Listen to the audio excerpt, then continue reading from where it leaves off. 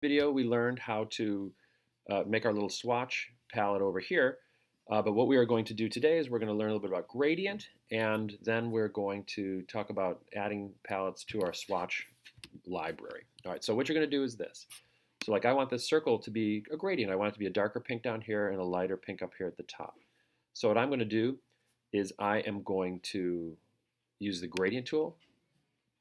Right, and I'm going to select that circle right here. You can see here, this is my gradient.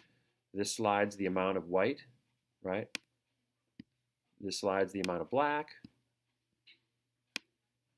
And this slides that middle point right in the middle here, where it's going. And then I can also click and drag with my mouse, and I can set that gradient in another direction. But the problem is that my gradient now is black and white. I don't want it to be black and white. I made all these nice colors over here.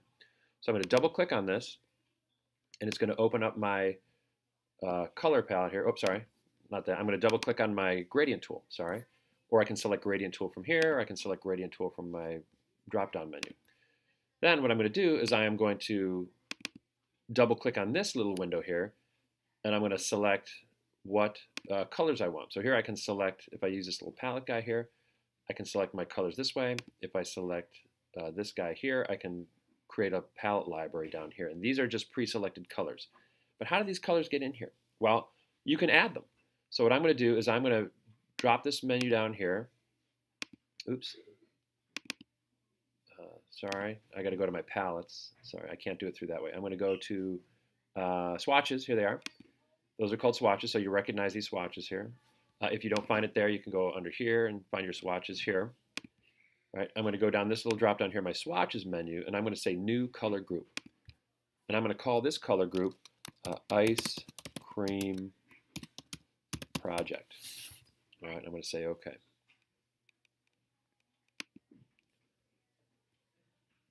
All right, so here I have the two that are based on that black and white already. But what I'm going to do is I'm now going to use my eyedropper. I'm going to select this pink, and you can see this color's up here. I'm going to drag it down onto this folder here. I'm going to select this one. I'm going to drag it down here. I'm going to select this one. I'm going to drag it down here.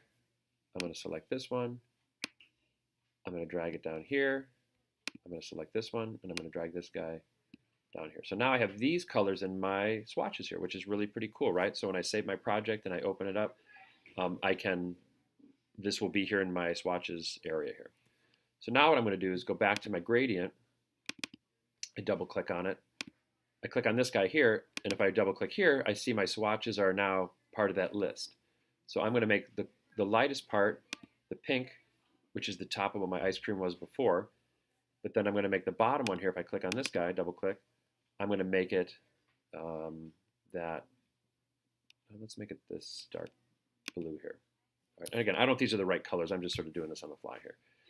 Then I'm going to come back out here, and I'm going to drag this down this way.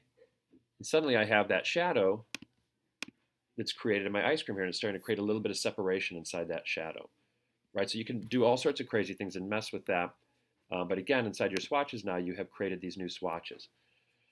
Now, in our last video, we talked about going outside into that color site. Now, a couple of other ways to find some swatches down here are these little tabs down here. So I ask you to explore.